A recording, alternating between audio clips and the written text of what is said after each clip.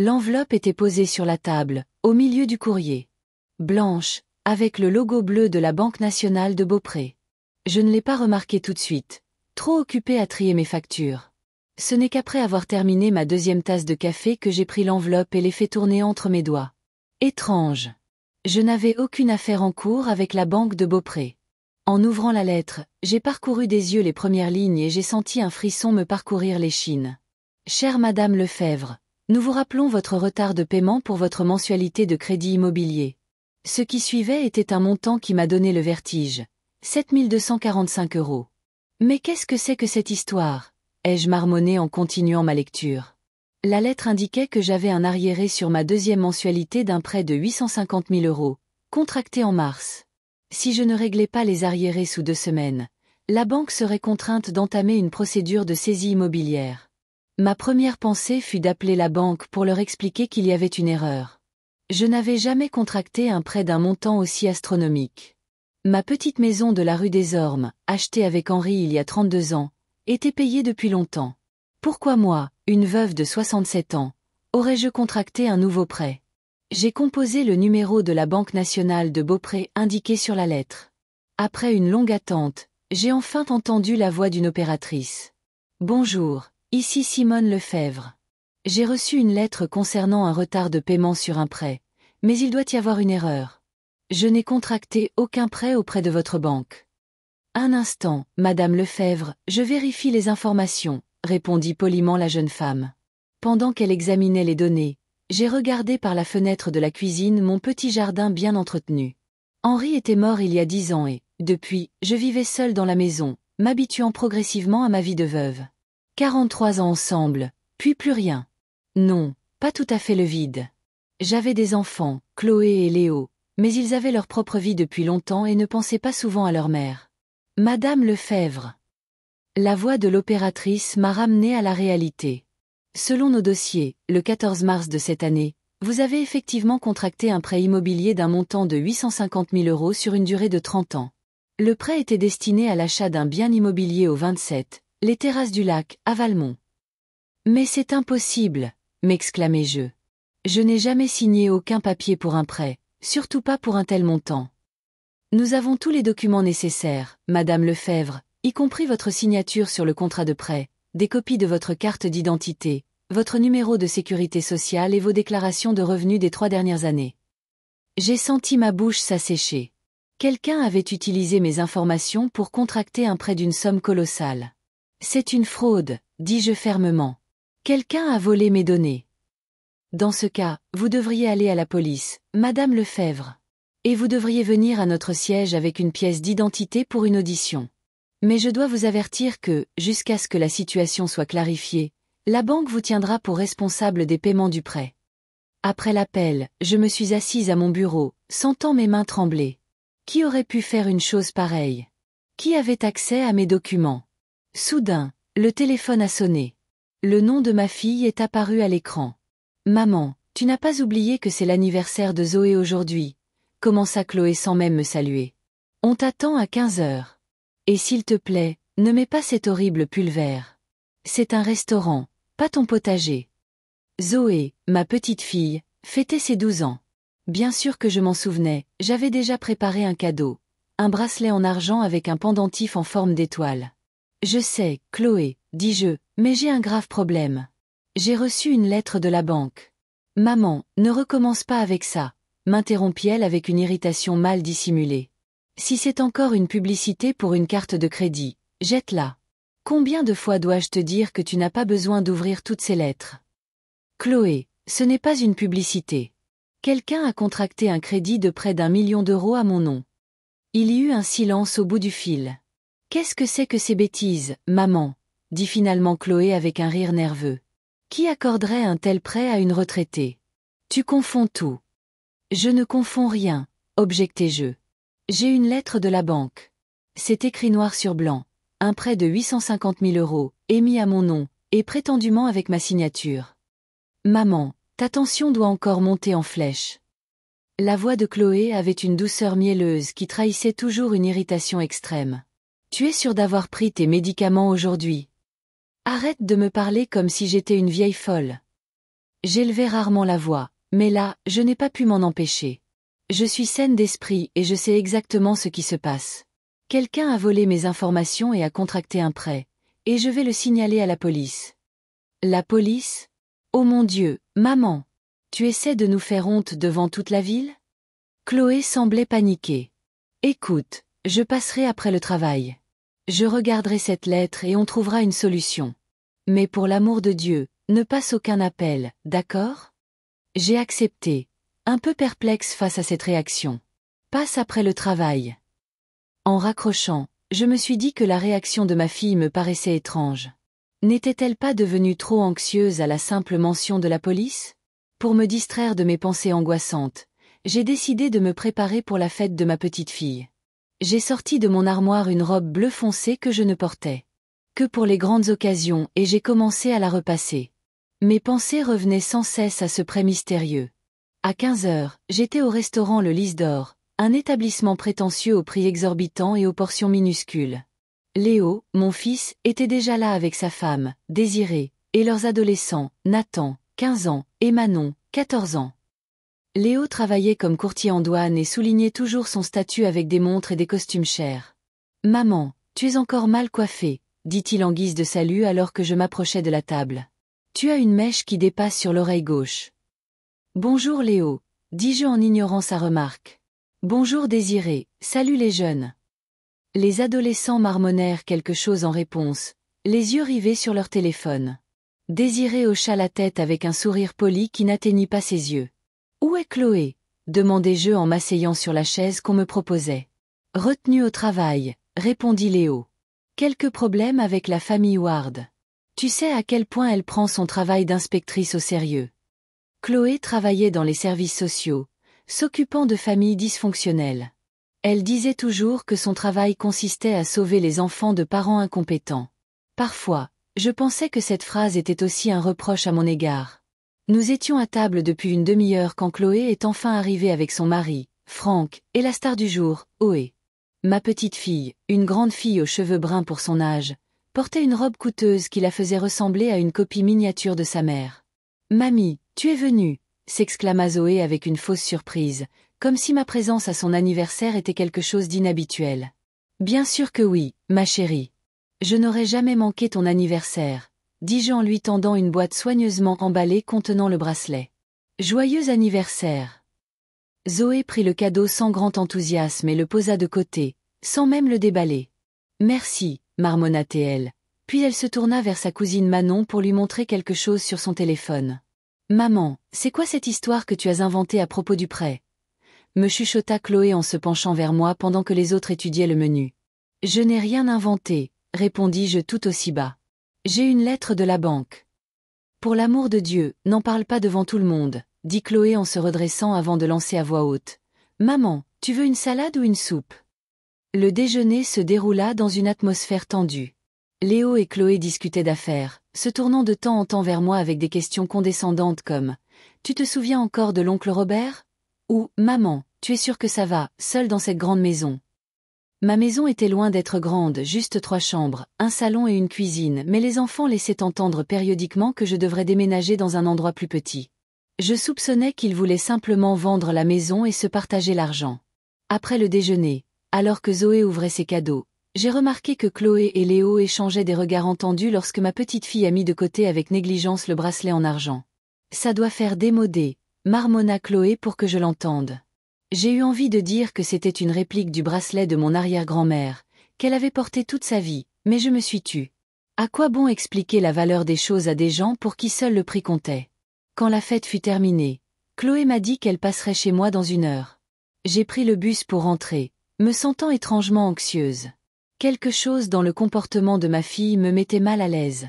À la maison, j'ai relu la lettre de la banque une fois de plus. L'adresse du bien acheté avec l'argent du prêt me semblait familière. Les terrasses du lac étaient un nouveau quartier chic au bord du lac, souvent mentionné dans le journal local. Quelqu'un avait-il volé mes informations pour y acheter une maison? En attendant Chloé, j'ai allumé l'ordinateur, un cadeau de Léo pour Noël dernier. Pour que tu restes à la page, maman. Je n'étais pas très douée avec les ordinateurs, mais j'avais les compétences de base.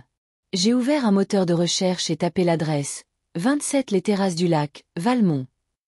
Des photos d'une luxueuse maison à 2 étages avec des baies vitrées et une vue sur le lac sont apparues à l'écran.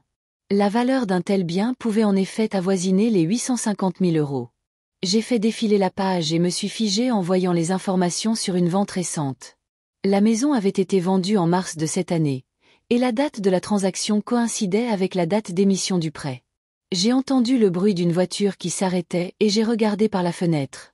Chloé avait garé son SUV flambant neuf devant la maison. J'ai remarqué que la voiture aussi était nouvelle. Elle possédait auparavant une berline de taille moyenne. Quand ma fille est entrée dans la maison, j'ai immédiatement remarqué sa nervosité. Elle évitait de me regarder dans les yeux et se recoiffait trop souvent, un geste qui trahissait toujours son agitation. « Où est cette lettre, mère ?» demanda-t-elle sans enlever son manteau. Je lui ai tendu l'enveloppe en silence. Chloé a parcouru le texte rapidement et je l'ai vu pâlir. « C'est une sorte d'erreur, » dit-elle d'un ton incertain. « Ou une arnaque. Quelqu'un a utilisé tes données. » « C'est exactement ce que je t'ai dit au téléphone ce matin, » dis-je. Et j'allais le signaler à la police. « Non, non, non, non, » dit Chloé précipitamment. « Je vais m'en occuper moi-même. J'ai un ami à la banque de Beaupré qui peut m'aider à régler ça. » « J'ai découvert quelque chose moi aussi, » dis-je calmement. « L'adresse dans la lettre est une nouvelle maison aux Terrasses du Lac. C'est une très belle maison, d'après les photos sur Internet. 2 étages avec vue sur le lac. » Chloé a levé brusquement la tête. « Tu as regardé sur Internet ? » « Oui, » ai-je hoché la tête. « Et j'ai aussi remarqué que tu as une nouvelle voiture. Je ne me souviens pas que tu aies dit que tu comptais en changer. »« Maman, qu'est-ce que tu essaies de dire ?» La voix de Chloé est devenue dure. « Rien pour l'instant, » ai-je haussé les épaules. « Juste une observation. » Chloé serra nerveusement son sac à main. « Écoute, je t'ai dit que je m'occuperais de cette stupide lettre. Tu n'as pas à t'inquiéter. »« Je pense que si, » ai-je rétorqué. « Quelqu'un a contracté un prêt à mon nom, utilisé mes documents, falsifié ma signature. Et si je ne paie pas ce prêt, je vais perdre ma maison. »« Personne ne te prendra ta maison, » s'exclama Chloé avec une fureur soudaine. « Bon sang, maman, pourquoi faut-il toujours que tu compliques tout ? Je t'ai dit que je résoudrais le problème. » Elle criait presque, et je pouvais voir des plaques rouges sur son cou, un signe certain d'agitation extrême. Il n'y avait qu'une seule chose qui pouvait provoquer une telle réaction.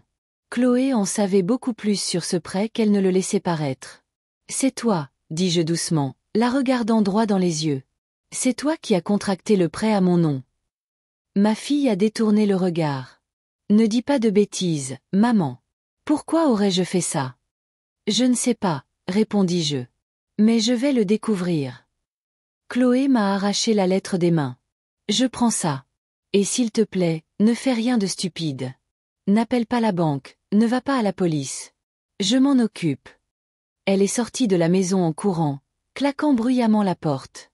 Je suis restée debout au milieu du salon, me sentant étrangement dévastée. Ma propre fille avait volé mes informations pour acheter une maison à près d'1 million d'euros. Une maison dont elle ne m'avait même pas parlé. Je me suis lentement dirigée vers mon ordinateur et j'ai rouvert la page avec les photos de la maison aux Terrasses du Lac. Un bâtiment luxueux avec d'immenses fenêtres et une terrasse surplombant le lac. Un endroit où je n'avais jamais été invitée. Dans ma boîte de réception, j'ai remarqué un message non lu de la banque. En l'ouvrant, j'ai vu une copie électronique du contrat de prêt, envoyé à mon adresse lors de la finalisation de la transaction. Dans la colonne de la signature de l'emprunteur se trouvait une contrefaçon de ma signature, si grossièrement faite qu'il était étrange que la banque n'ait rien remarqué. Je me suis adossée à ma chaise, sentant une rage froide monter en moi. Pendant des années, mes enfants m'avaient traité comme un fardeau, tolérant ma présence aux événements familiaux avec une irritation à peine dissimulée, me parlant comme si j'étais, et maintenant, Chloé avait franchi la dernière ligne. Elle n'avait pas seulement volé mes données. Elle avait mis en péril la seule chose qui me restait, ma maison, mon indépendance, ma dignité. J'ai sorti mon carnet de mon tiroir de bureau et j'ai commencé à le feuilleter, cherchant le bon numéro. J'avais besoin d'une avocate. Mais pas le genre que Léo recommanderait. J'avais besoin de quelqu'un qui prendrait mon parti contre mes propres enfants. Le cabinet de Maître Aurore Clément se trouvait dans un vieil immeuble en briques du quartier des Affaires de Valmont. J'avais trouvé ses coordonnées dans l'annuaire de la ville, où elle se présentait modestement comme spécialiste de la défense des droits des aînés et des abus financiers. Exactement ce dont j'avais besoin. J'ai appelé dès le lendemain matin et la secrétaire, à ma grande surprise, m'a donné un rendez-vous pour le jour même, à 14h30. Apparemment, l'emploi du temps de l'avocate n'était pas trop chargé. En descendant du bus, je suis restée un moment devant l'entrée, rassemblant mon courage. Le mot « avocate » m'avait toujours semblé intimidant. Je n'avais eu affaire à un avocat que 2 fois dans ma vie, quand Henri et moi avions acheté la maison et quand nous avions rédigé son testament. Je peux le faire, me suis-je dit avant de pousser la lourde porte. La réception était petite mais confortable. Derrière le bureau était assise une jeune femme à la coupe courte et aux lunettes à monture épaisse. « Madame Lefebvre ?»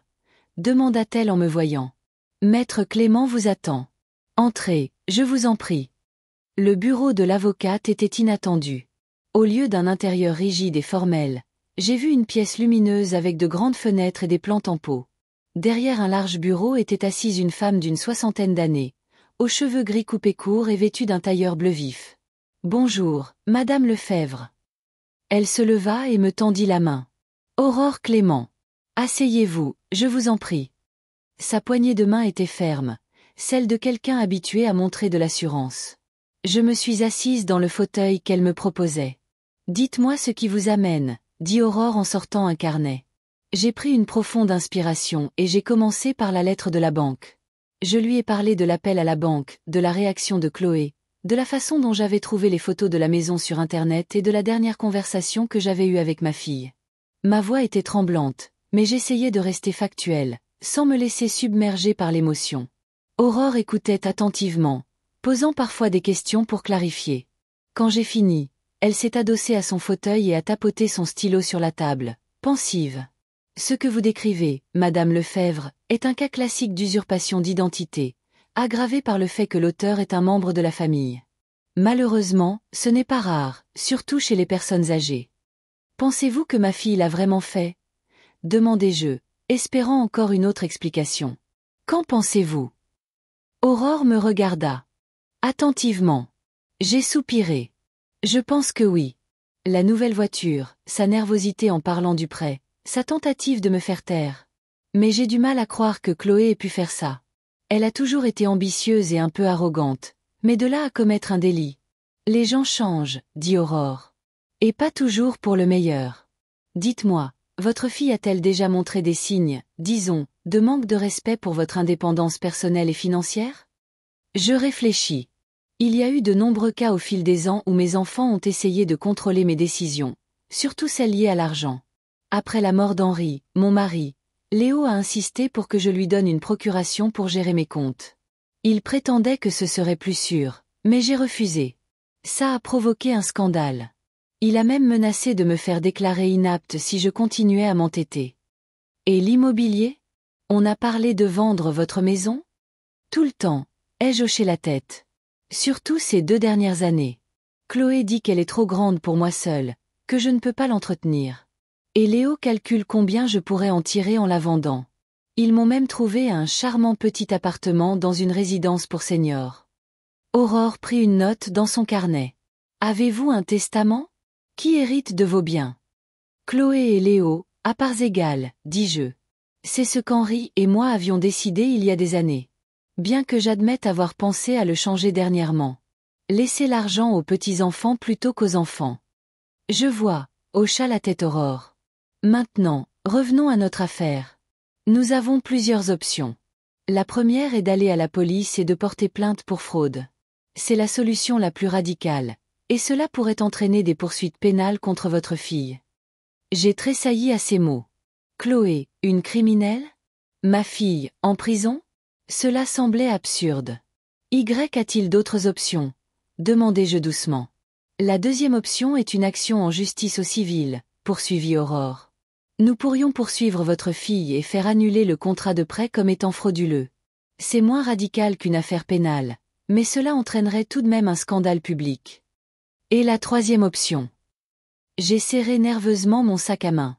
Essayez de résoudre l'affaire à l'amiable, haussa les épaules Aurore. Je pourrais rédiger une lettre en votre nom, exposant les faits et exigeant que votre fille reprenne le prêt ou le rembourse immédiatement. La menace de poursuite pénale pourrait la forcer à agir. Je suis restée silencieuse, essayant de digérer l'information. Toutes les options semblaient horribles. Mais encore plus horrible était la pensée que ma propre fille m'avait mise dans cette situation. Que se passerait-il si je ne faisais rien? Ai-je finalement demandé. Si j'ignorais simplement ce prêt? Aurore secoua la tête. Alors la banque entamera une procédure de saisie. D'abord, ils appliqueront des pénalités de retard, puis ils transmettront le dossier aux agences de recouvrement. Finalement, ils pourraient vous poursuivre en justice et obtenir le droit de procéder à une saisie, y compris celle de vos biens. C'est-à-dire, votre maison. Mais ce n'est pas juste, m'exclamai-je. Je n'ai rien signé. La justice et la loi ne sont pas toujours la même chose, Madame Lefebvre, dit doucement Aurore. Pour prouver que vous n'avez pas contracté le prêt, nous devrons prouver la fraude. Et cela signifie nommer le fraudeur. Je fermai les yeux, sentant une boule dans ma gorge. D'aussi loin que je me souvienne, Chloé avait toujours été une enfant difficile. Têtue, vive, ambitieuse, calculatrice au-delà de son âge. Elle se faisait rarement des amis à l'école, mais elle obtenait toujours les meilleures notes. Elle se heurtait souvent à son frère, mais elle savait le manipuler. Notre fille a un caractère d'acier, disait Henri avec fierté. Elle ferait une excellente avocate ou politicienne. Mais il y avait autre chose chez Chloé. Sous le masque de la confiance en soi se cachait un besoin douloureux de reconnaissance, de confirmation de sa valeur. Je le remarquais dans les plus petites choses. Comment elle se vantait de ses nouvelles acquisitions, à quel point elle voulait désespérément impressionner les autres, comment elle réagissait douloureusement à toute critique. Je me souviens, quand elle avait 15 ans, elle est rentrée en larmes parce qu'elle n'avait pas obtenu le rôle principal dans la pièce de l'école. « Ce rôle était à moi, a-t-elle crié en s'enfermant dans sa chambre. Le lendemain, nous avons appris que la fille qui avait obtenu le rôle avait eu un accident. Quelqu'un l'avait poussée dans les escaliers et elle s'était cassé le bras. Chloé a eu le rôle. Henri et moi n'avons jamais discuté de l'incident, mais je pouvais voir l'inquiétude dans ses yeux. Devenue adulte, Chloé n'a pas changé. Elle a épousé Franck non par amour, mais parce qu'il venait d'une famille respectable et bien connectée. Elle a choisi de travailler dans les services sociaux non par compassion pour les familles en difficulté, mais parce que cela lui donnait du pouvoir sur les autres. Et je savais qu'elle était toujours jalouse de ceux qui vivaient dans des quartiers chics, conduisaient des voitures chères et passaient leurs vacances dans des pays exotiques. Madame Lefebvre. La voix d'Aurore m'a ramenée à la réalité. Avez-vous besoin de temps pour réfléchir? Oui, je suppose que oui, ai-je hoché la tête. C'est une décision trop importante pour être prise tout de suite. Je comprends. Aurore m'a tendu une carte de visite. Appelez-moi quand vous aurez décidé de la marche à suivre. Mais ne tardez pas trop. Le temps joue contre nous. Je me suis levée pour partir, mais je me suis arrêtée à la porte. Maître Clément, que feriez-vous à ma place? Aurore a hésité. Je ne peux pas donner de tels conseils, Madame Lefebvre. Chaque personne doit décider pour elle-même ce qui est le plus important, les liens familiaux ou la justice. Et s'il n'y a pas de choix? Ai-je demandé doucement. Si les liens familiaux sont déjà rompus? Alors, il ne reste que la justice, répondit simplement Aurore. Et le respect de soi. Je suis sortie du bureau le cœur lourd. Il brunait dehors, et j'ai ouvert le parapluie que j'avais toujours avec moi. Une vieille habitude dont mes enfants se moquaient. Mamie la météo, m'appelait Zoé. Maman, il y a des applis météo maintenant, disait Chloé. Marchant lentement vers l'arrêt de bus, j'ai pensé aux mots d'Aurore. Les liens familiaux ou la justice. Mais les vrais liens familiaux ne sont-ils pas basés sur le respect mutuel? Peut-il y avoir une vraie famille où certains membres trichent et profitent des autres? Le bus était en retard, et je me suis assise sur un banc. Les gens passaient en hâte, s'abritant de la pluie, indifférents aux problèmes des autres. Et dans ma tête tourbillonnaient les souvenirs. Voici Chloé, une petite fille avec des couettes, courant vers moi avec un dessin. « Maman, regarde, c'est toi !» Sur le dessin, la silhouette anguleuse d'une femme avec un immense sourire. La voici, adolescente, levant les yeux au ciel alors que j'essaie de la serrer dans mes bras devant l'école. « Maman, tu me fais honte !» La voici, diplômée de l'université, montrant fièrement son diplôme, et je lis dans ses yeux. « Regarde, j'ai tout accompli par moi-même. » Bien que ce ne soit pas vrai, Henri et moi travaillions en double poste pour payer ses études. Et puis tout a changé. Après la naissance de Zoé, Chloé est devenue encore plus distante. Ses rares visites sont devenues une formalité, ses conversations une énumération de mes défauts. Maman, tu devrais soigner ton apparence. Maman, ta maison a l'air démodée. Maman, tu parles trop du passé. Quand Henri est mort, Chloé a organisé les funérailles sans me demander mon avis sur quoi que ce soit. Elle a choisi le cercueil, les fleurs, même une robe pour moi. Tu n'es pas en état de prendre des décisions maintenant, maman, a-t-elle dit d'un ton qui ne tolérait aucune objection. Et après les funérailles, elle et Léo ont commencé à se partager les affaires d'Henri comme si je n'existais pas. Sa collection de timbres, qu'il avait constituée toute sa vie, Léo l'a prise pour lui sans même me demander. Ça va juste prendre la poussière chez toi, maman. J'étais devenue un fardeau pour eux. Un problème à résoudre. Une vieille femme dont on ne pouvait attendre que des ennuis. Ils avaient cessé de me voir comme une personne. Ils ne l'avaient probablement jamais fait. Le bus est arrivé, et j'ai monté les marches, luttant pour tenir mon parapluie mouillé. Une jeune femme m'a cédé sa place, et j'ai hoché la tête avec gratitude. Un petit geste de courtoisie d'une inconnue, plus que ce que j'avais reçu de mes propres enfants ces dernières années. À la maison, la première chose que j'ai faite a été de prendre mon téléphone et de composer le numéro de la seule personne en qui je pouvais avoir confiance. Audrey Morin, une amie de l'époque où je travaillais à la poste. Audrey avait 5 ans de plus que moi, mais elle avait plus d'énergie que des gens de la moitié de son âge. Lorsqu'elle est devenue veuve presque en même temps que moi, elle ne s'est pas laissée abattre, mais s'est lancée dans le bénévolat dans un refuge pour animaux et a même commencé à apprendre l'espagnol pour sa culture générale. Simone, a-t-elle répondu après la 3e sonnerie. Quelque chose ne va pas. Tu n'appelles pas d'habitude en pleine journée.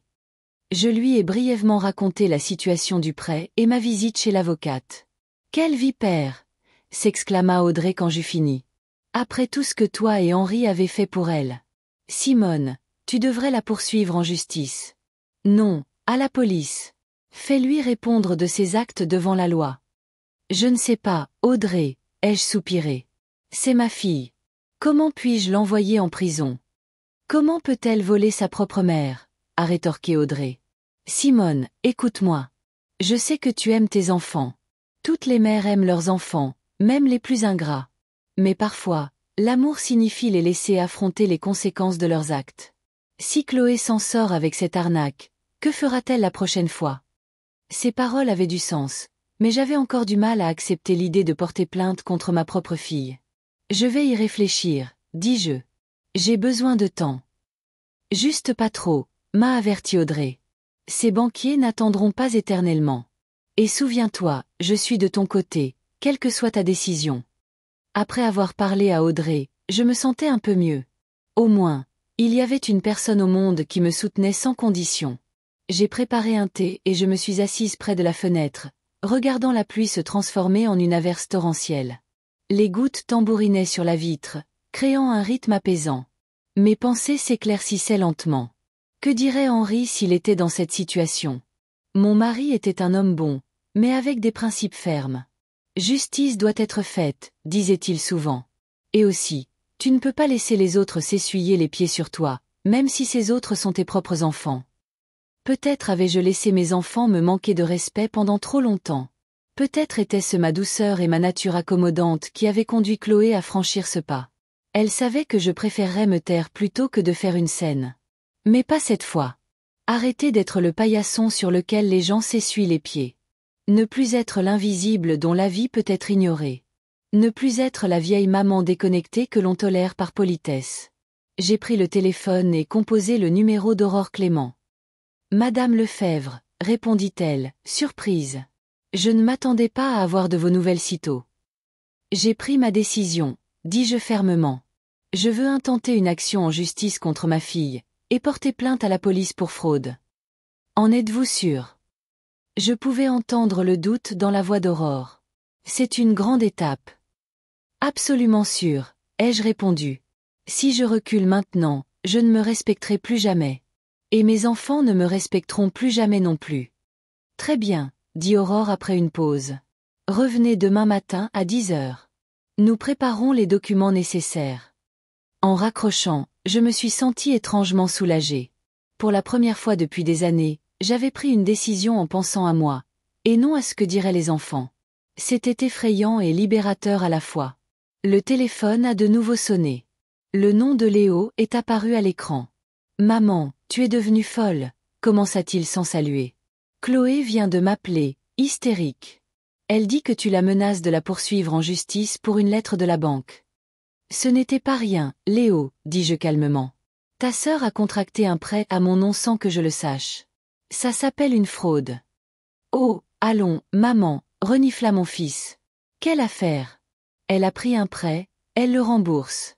Qu'est-ce que ça peut te faire? La différence, c'est que c'est illégal, dis-je. Et si elle arrête de payer, c'est moi qui aurai des ennuis. Elle n'arrêtera pas de payer. Léo a élevé la voix. Bon sang, maman, tu as toujours été aussi pénible? Toujours à tout compliquer. Le savais-tu? Ai-je demandé directement. Savais-tu que Chloé utilisait mes papiers? Léo a hésité une seconde. Je n'étais pas au courant des détails. Elle a dit que vous aviez un accord. Nous n'avions aucun accord, l'ai-je coupé. Elle a volé mes données. Et si tu le savais et que tu ne l'as pas arrêtée, alors tu es complice. Complice. Léo a ri, mais nerveusement. Maman, tu as trop regardé de séries policières. Personne ne considère ça comme un crime. C'est juste, un arrangement familial. Non, Léo, c'est un crime, dis-je fermement. Et j'ai l'intention d'obtenir justice. Pour l'amour de Dieu, maman. Il y avait de l'impatience dans la voix de mon fils. Quelle justice? Tu veux mettre ta propre fille en prison? Déshonorer toute la famille? À quoi penses-tu? Je pense que mes enfants me croient si insignifiante qu'ils ne voient même pas le problème à utiliser mon nom pour leur manigance, ai-je répondu. Je pense au fait que vous m'avez tous les deux traité comme un fardeau pendant des années. Je pense qu'il est temps que ça cesse. Maman, écoute. La voix de Léo devint doucereuse, persuasive. Laisse-moi passer chez toi, on peut en parler. C'est juste un malentendu. Chloé ne voulait pas de mal, elle voulait juste une vie meilleure pour sa famille. À mes dépens. Ne sois pas si dramatique, Léo a soupiré. Personne ne va te laisser avec des dettes. Chloé paie son prêt et elle continuera de le payer. Et si elle perd son emploi? Si elle tombe malade? Si elle décide qu'elle ne veut plus payer? Et alors? Ça n'arrivera pas, dit Léo avec assurance. Maman, tu dois faire confiance à tes enfants. Non, Léo, ai-je répondu doucement. C'est vous qui auriez dû respecter votre mère. Mais vous ne l'avez pas fait. Et maintenant, il est temps de payer. J'ai raccroché sans attendre de réponse. Mes mains tremblaient, mais je me sentais étonnamment calme. Pour la première fois depuis des années, je ne me sentais pas comme une vieille femme sans défense, mais comme une personne capable de se défendre. Bien sûr, Léo et Chloé feraient pression sur moi, utiliseraient tous les moyens pour me faire reculer. Ils menaceraient, flatteraient, manipuleraient. Ils pourraient même essayer de me faire passer pour une vieille femme sénile, hors de contrôle. Mais maintenant, j'avais Aurore Clément, une avocate qui me croyait et était prête à se battre pour mes droits. J'avais Audrey, une amie qui me soutenait inconditionnellement. Et j'avais ma détermination à ne plus laisser personne, pas même mes propres enfants, piétiner ma dignité. La pluie à l'extérieur s'est intensifiée, mais j'avais l'impression que ma vie commençait enfin à s'éclaircir. J'ai pris le téléphone et composé de nouveau le numéro d'Aurore. Maître Clément, je me demandais, si nous gagnions le procès, qu'arrive-t-il à la maison que Chloé a achetée avec l'argent du prêt? La banque la saisira probablement pour rembourser le prêt, a répondu Aurore. Et si votre fille est reconnue coupable de fraude, elle pourrait écoper d'une amende et peut-être d'une peine avec sursis. Je comprends, dis-je. Merci. À demain. J'ai raccroché et j'ai pensé. Chloé perdra la maison de ses rêves, aura probablement un casier judiciaire, et m'en voudra probablement pour le reste de sa vie. Léo se rangera probablement du côté de sa sœur. Je pourrais perdre non seulement mes enfants, mais aussi mes petits-enfants. Un prix élevé à payer pour la justice. Mais le prix du silence était encore plus élevé. La perte du respect de soi, le sentiment de m'être trahi en laissant mes enfants me tromper en toute impunité. Non, je ne pouvais pas reculer. C'était ma dernière chance de montrer à mes enfants que je n'étais pas une quantité négligeable, pas une vieille femme folle, mais un être humain avec des droits et une dignité. Et si pour cela je devais entrer en conflit avec ma propre famille, qu'il en soit ainsi. J'ai regardé la pluie par la fenêtre et j'ai pensé que demain, un nouveau chapitre de ma vie commencerait. Un chapitre dans lequel je serais la protagoniste, et non un personnage secondaire dans la vie de mes enfants. Le lendemain matin était couvert, mais il avait cessé de pleuvoir. Je me suis réveillée tôt, avant 7 heures, et suis restée longtemps au lit. Fixant le plafond. Mes pensées tournaient autour de ma rencontre imminente avec Aurore et de ce qui m'attendait. Les doutes ont recommencé à me ronger. Faisais-je ce qu'il fallait? Était-ce une mesure trop radicale de poursuivre ma propre fille?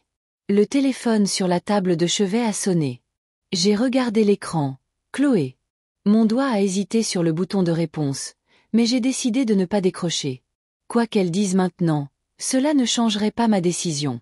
Cela ne ferait que me prendre une énergie que je n'avais plus. À 9h30, j'étais déjà devant le bureau d'Aurore. La réceptionniste a hoché la tête d'un air compréhensif en me voyant et m'a laissé entrer dans le bureau sans m'annoncer. Aurore était assise à son bureau, examinant des papiers. « Bonjour, Madame Lefebvre. » Elle m'a indiqué une chaise. « Je vois que vous êtes en avance. C'est bien, nous aurons plus de temps. » Je me suis assise, serrant nerveusement mon sac à main. « Maître Clément, je me demandais, devons-nous vraiment porter plainte à la police? Une action au civil ne suffirait-elle pas? » Aurore me regarda attentivement. « Vous doutez? » « Oui, » ai-je admis honnêtement. « J'y ai pensé toute la nuit. Je pense qu'une affaire pénale, c'est trop, définitif. Il n'y a pas de retour en arrière possible après ça. »« Voulez-vous qu'il y ait un retour en arrière possible ?» demanda doucement Aurore. « Après ce que votre fille a fait. » J'ai soupiré. « Je ne sais pas. Ce qu'elle a fait est horrible, mais c'est toujours mon enfant. » Écoutez, Aurore a mis les papiers de côté et s'est penchée vers moi par-dessus la table. « Faisons comme ça, nous allons d'abord rassembler toutes les preuves, puis nous déciderons de la voie à suivre. Nous pourrions commencer par une action au civil et laisser la question des poursuites pénales en suspens. Qu'en dites-vous? » « Oui, ce serait mieux, » ai-je convenu, soulagé. « Alors, commençons. » Aurore a sorti un carnet vierge. Nous devons établir une chronologie des événements et rassembler les documents confirmant la fraude. Commençons par le début. Quand avez-vous appris l'existence du prêt pour la première fois? Nous avons passé les 2 heures suivantes à reconstituer ce qui s'était passé. J'ai tout raconté, la lettre de la banque, la conversation avec l'opératrice, la réaction étrange de Chloé et Léo, la nouvelle voiture de ma fille et la maison aux terrasses du lac. Donc, a résumé Aurore, le prêt a été traité le 14 mars. Étiez-vous quelque part ce jour-là? Peut-être en voyage ou chez le médecin. Nous devons prouver que vous n'auriez pas pu signer physiquement les documents à la banque. J'ai réfléchi, essayant de me souvenir de ce jour.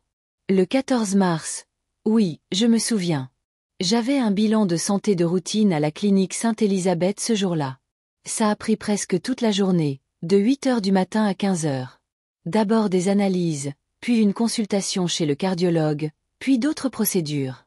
C'était un mardi, je m'en souviens exactement car j'étais inquiète des résultats. Excellent. Aurore a pris une note. Nous demanderons les dossiers médicaux de la clinique pour confirmer votre présence là-bas au moment où le contrat de prêt aurait été signé. C'est une preuve cruciale. Vont-ils nous donner ces informations? À la demande d'un avocat dans le cadre de la préparation d'un procès, oui. Autre chose? Oh oui, nous avons besoin d'échantillons de votre vraie signature pour la comparer à celle sur le contrat de prêt. Avez-vous vos papiers d'identité sur vous? J'ai sorti ma carte d'identité et mon permis de conduire de mon sac à main. Juste ça. Le reste est à la maison. C'est suffisant pour commencer. Aurore a hoché la tête. Je ferai des copies plus tard. Nous aurons besoin d'une expertise graphologique officielle, mais c'est pour le procès. Elle a quitté le bureau avec mes papiers, et je suis restée assise, regardant les nombreuses plantes sur le rebord de la fenêtre. Il y avait surtout des plantes grasses, petites, sans prétention, mais étonnamment résistantes. D'une certaine manière, elles me rappelaient moi-même. Aurore est revenue avec mes papiers et un verre d'eau pour moi. Tenez, buvez. Nous avons beaucoup de travail. J'ai accepté l'eau avec gratitude. Quelle est la suite? Ensuite, nous devons obtenir une copie du contrat de prêt de la banque. J'ai déjà préparé la demande. Aurore m'a montré un document sur papier à en-tête officielle. Vous devrez le signer. Nous aurons aussi besoin des informations sur tous les paiements du prêt, qui les a faits et quand. Cela aidera à prouver que vous n'aviez rien à voir avec le prêt. J'ai signé la demande, me sentant étrangement soulagée de ne pas être la seule à devoir gérer cette histoire compliquée. Maintenant, concernant la maison aux terrasses du lac, a poursuivi Aurore. Vous avez dit que vous aviez trouvé des informations à ce sujet sur Internet. Mais nous avons besoin des registres immobiliers officiels. À qui est-elle enregistrée? Qui est l'acheteur sur l'acte de vente? Je vais déposer une demande, mais cela prendra du temps. Combien de temps? Ai-je demandé. 5 à 7 jours. La bureaucratie, a haussé les épaules Aurore. Mais il y a un moyen d'accélérer les choses. Je connais un agent immobilier qui a accès à la base de données immobilières. Il peut nous donner des informations préliminaires de manière informelle. Je le contacterai aujourd'hui. Et la banque? Ai-je demandé.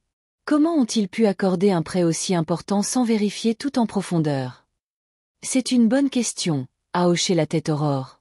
Les banques sont obligées de procéder à des vérifications strictes de l'identité de l'emprunteur. Mais si l'escroc avait tous vos documents, y compris votre numéro de sécurité sociale et vos déclarations de revenus, plus une signature bien imitée, et si la demande a été soumise par quelqu'un que vous connaissez bien, qui pourrait répondre à des questions personnelles sur vous. Les banques aussi font des erreurs. Ou ferment les yeux si c'est une bonne affaire. C'est possible aussi, ai-je dit. En tout cas, nous chercherons à savoir s'il y a eu des irrégularités dans le prêt, a convenu Aurore. Les jours suivants se sont passés dans une attente anxieuse. Aurore s'occupait de rassembler les preuves, et j'essayais de vivre une vie normale, bien que ce ne soit pas facile.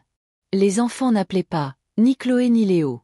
Apparemment, ils avaient décidé de me laisser le temps de reprendre mes esprits. Le 4e jour, Aurore a appelé et m'a demandé de venir à son bureau. J'ai des nouvelles, a-t-elle dit en entrant dans son bureau. Un agent immobilier que je connais a fourni des informations sur la maison aux terrasses du lac. Devinez à qui elle est enregistrée. Chloé, ai-je deviné? Pas exactement. Aurore m'a tendu une impression. Elle est enregistrée au nom de Caldwell Holdings SARL.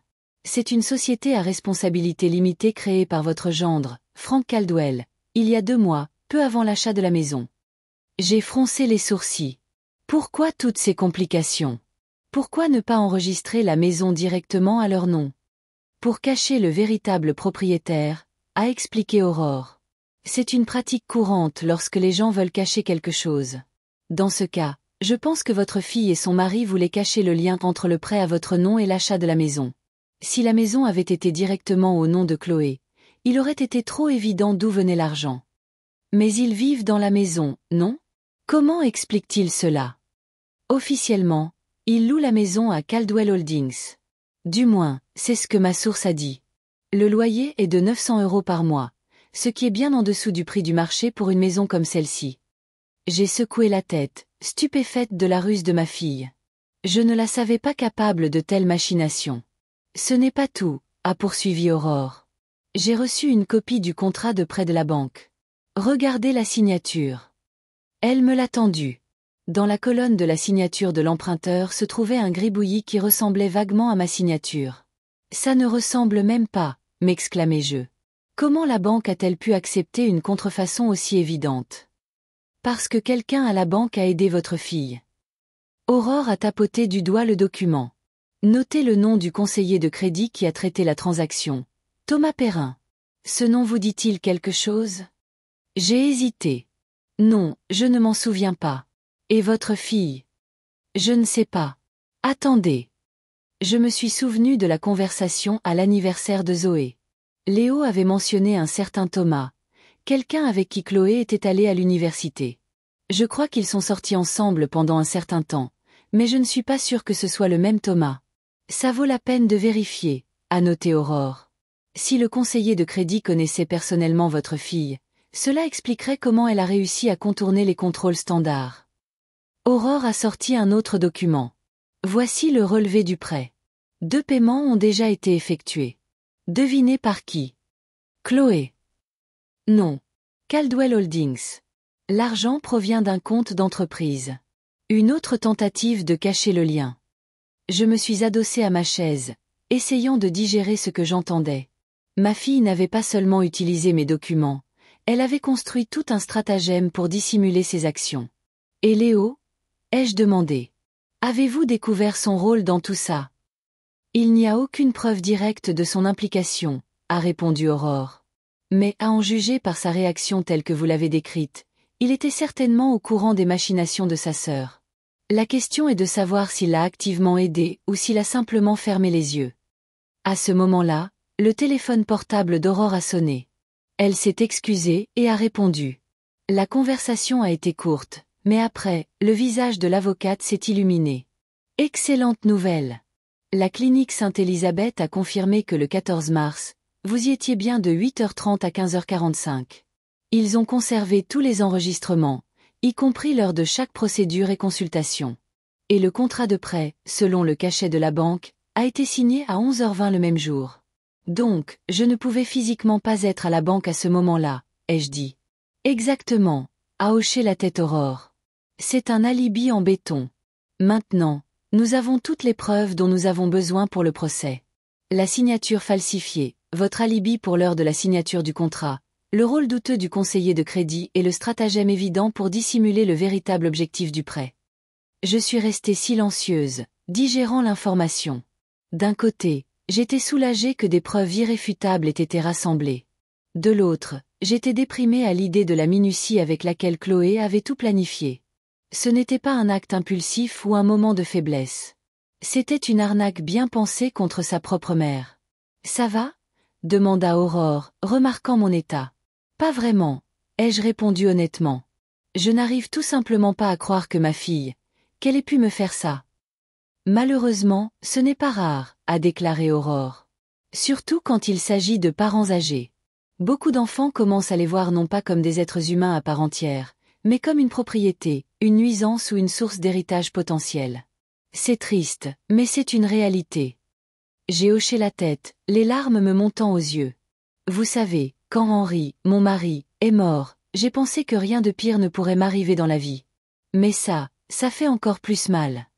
Aurore m'a tendu en silence une boîte de mouchoirs. J'ai épongé mes yeux, essayant de me ressaisir.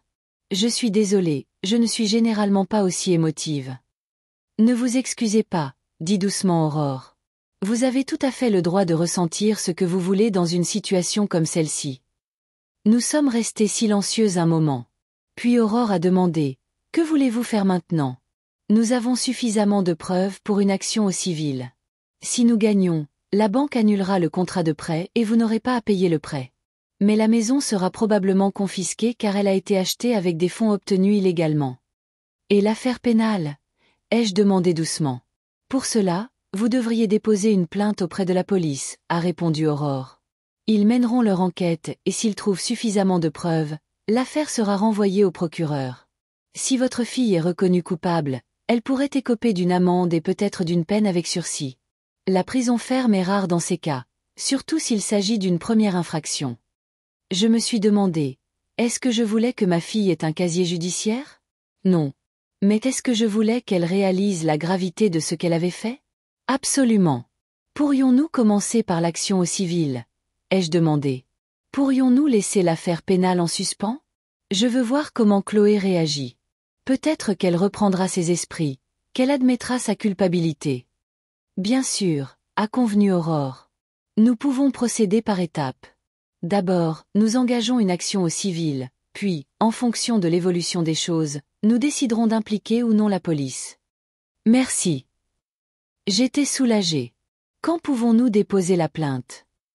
J'aurai les documents prêts d'ici la fin de la semaine, a déclaré Aurore. Nous déposerons la plainte au tribunal judiciaire de Valmont. Après cela, votre fille recevra une notification officielle du procès. Il faut généralement environ 1 mois pour se préparer à la première audience. 1 mois entier. J'étais surprise. Si longtemps. C'est le règlement du tribunal, a haussé les épaules Aurore. Mais la bonne nouvelle, c'est que je vais déposer une requête en référé. Si le juge l'accorde, la banque suspendra toutes les réclamations sur le prêt jusqu'à la fin du procès. Vous n'aurez donc pas à vous soucier des paiements pendant cette période. Quand j'ai quitté le bureau d'Aurore, le soleil brillait dehors, un contraste saisissant avec mon état intérieur. Je me sentais dévastée, comme si j'avais traversé une grave maladie. Sur le chemin du retour, je me suis arrêtée au petit café où je rencontrais parfois Audrey. Je voulais être parmi les gens, écouter des conversations ordinaires, me changer les idées. J'ai commandé un thé et je me suis assise en regardant les clients. À la table voisine, Une jeune femme déjeunait avec sa mère âgée. Elle parlait de quelque chose avec animation, riait. La fille ajustait soigneusement l'écharpe de sa mère, l'écoutant avec un intérêt sincère. C'était une image ordinaire, qui auparavant ne m'aurait pas causé d'émotion particulière. Mais maintenant, je les regardais avec un pincement de nostalgie. Pourquoi les choses avaient-elles mal tourné avec Chloé et moi? Quand avions-nous perdu cette proximité qui devrait exister entre une mère et sa fille? Peut-être étais-je une mauvaise mère, n'accordant pas assez d'attention à mes enfants, exigeant trop, ou au contraire, trop peu. Non. J'ai toujours essayé d'être une bonne mère. Henri et moi travaillions dur pour donner aux enfants tout ce dont ils avaient besoin. Je leur lisais des livres, les aidais avec leurs devoirs, soutenais leur passe-temps. Bien sûr, j'ai fait des erreurs, tous les parents en font. Mais je n'ai jamais trahi mes enfants, jamais menti, jamais profité d'eux. Chloé m'a trahi. M'a utilisé. M'a menti. Et elle ne pensait même pas que c'était grave, à en juger par sa réaction. Peut-être que ce n'était pas moi. Peut-être que c'était elle. Son caractère, ses choix, son sens de la moralité. Et même si cela me faisait mal de l'admettre, je ne pouvais pas être tenue pour responsable de ses décisions. En rentrant chez moi, j'ai trouvé 3 messages de Chloé sur mon répondeur. Dans le premier, elle exigeait que je la rappelle immédiatement. Dans le second, elle menaçait de graves conséquences si je n'arrêtais pas ces bêtises d'avocat. Dans le troisième, son ton est passé à la supplication. « Maman, s'il te plaît, parlons. Je vais tout expliquer. Ne fais pas ça, s'il te plaît. » Je n'ai pas rappelé. Que pouvait-elle dire de plus? Quelles excuses pouvait-elle donner? J'ai pris un prêt à ton nom parce que je voulais une plus belle maison. J'ai falsifié ta signature parce que je savais que tu dirais non. Je t'ai tout caché parce que je ne jugeais pas nécessaire de te mettre au courant.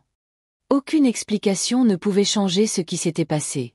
Ma fille avait trahi ma confiance, enfreint la loi et mis en péril ma sécurité financière.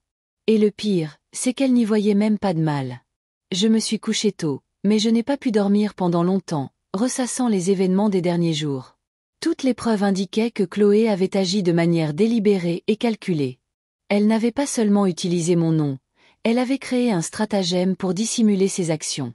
Elle a enregistré la maison auprès d'une société écran, utilisé ses contacts à la banque pour contourner les contrôles. Ce n'était pas une erreur impulsive, c'était une fraude soigneusement planifiée. Et Léo le savait. Il n'a peut-être pas été directement impliqué, mais il était certainement au courant et approuvait les actions de sa sœur. Sa réaction à mon appel ne laissait aucun doute. Mes propres enfants avaient conspiré contre moi. Ils ne me voyaient pas comme une personne avec des sentiments et des droits, mais comme un obstacle, un inconvénient, un moyen d'atteindre leur fin. Comment avais-je pu ne pas voir cela avant? Comment avais-je pu ne pas voir que l'attitude de mes enfants à mon égard avait depuis longtemps dépassé la simple irrévérence? Toute ma vie, j'ai essayé d'être une bonne mère. Les soutenir, les aider, faire des concessions. Et en conséquence, ils ont décidé qu'ils pouvaient m'utiliser comme ils le voulaient. Eh bien, il était temps de leur montrer qu'ils avaient tort. Je ne suis pas une vieille femme sans défense qu'on peut manipuler. Je suis une personne qui sait se défendre.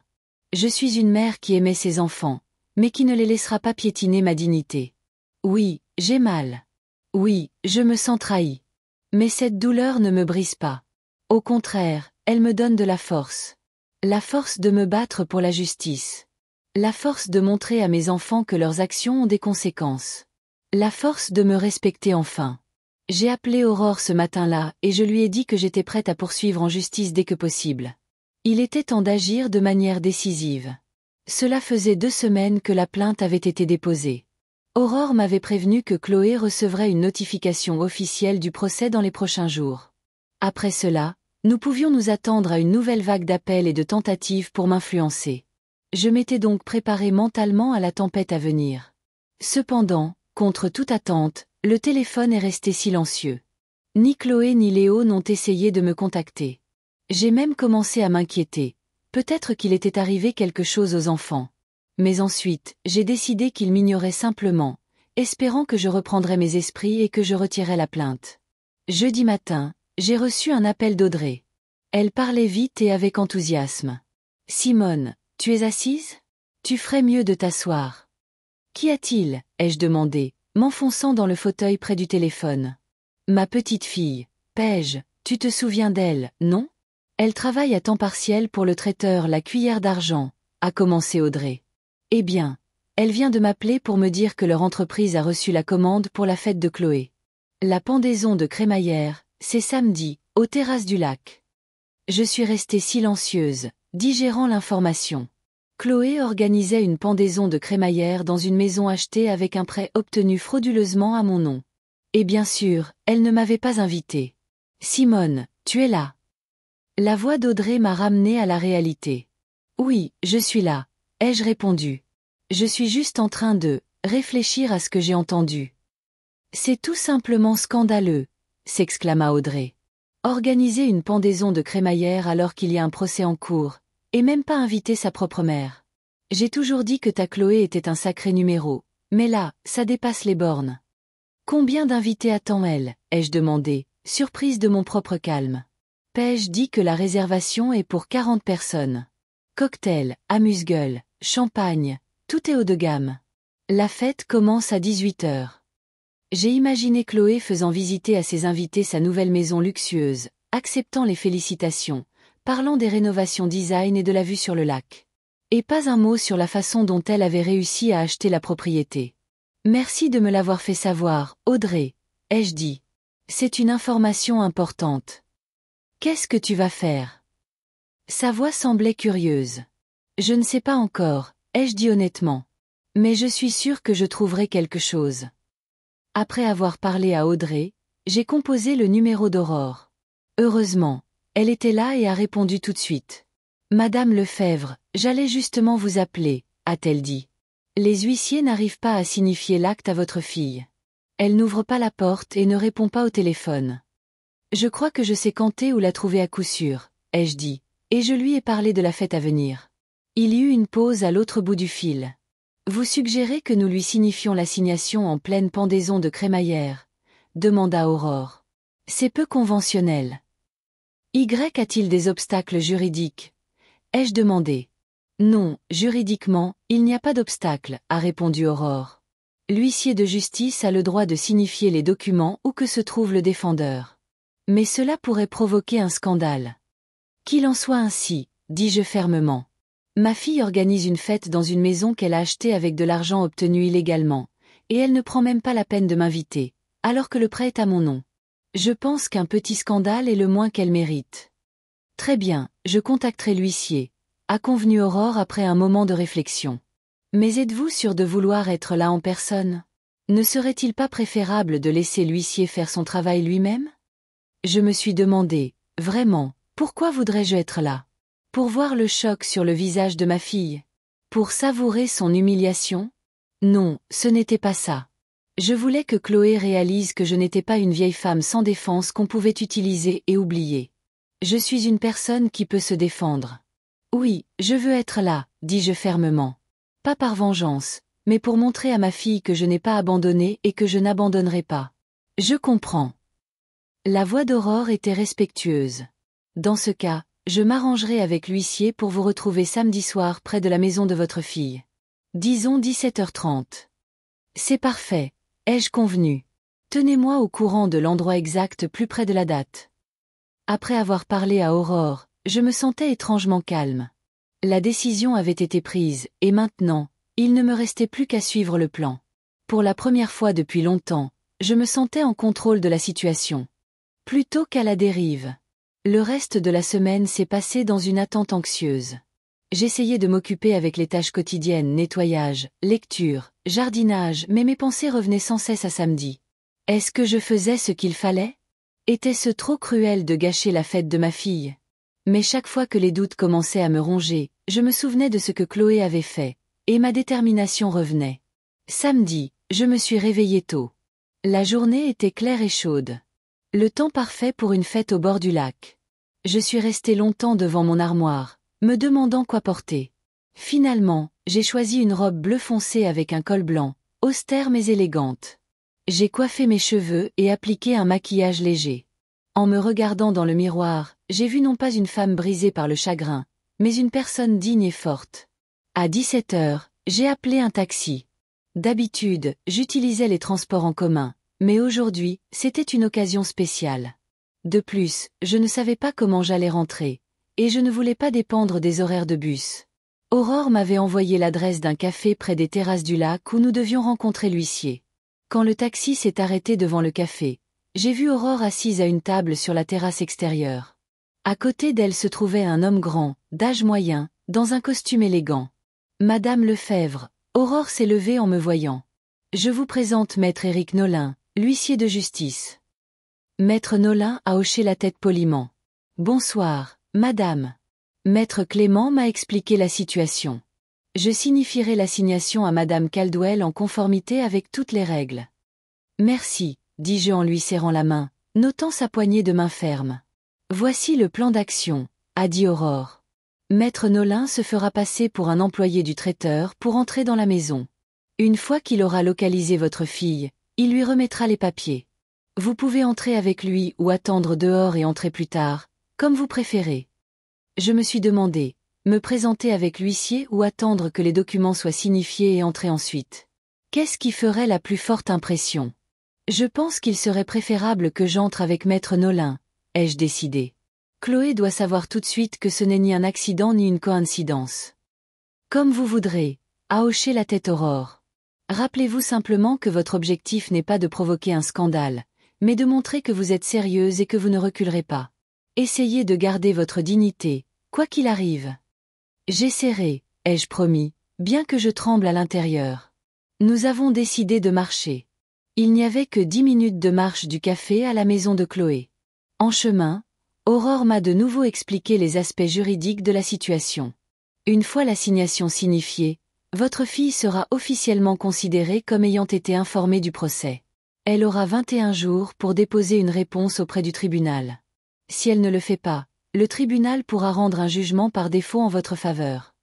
J'ai hoché la tête, mais mes pensées étaient loin. J'imaginais entrer dans une maison où je n'avais jamais été la bienvenue.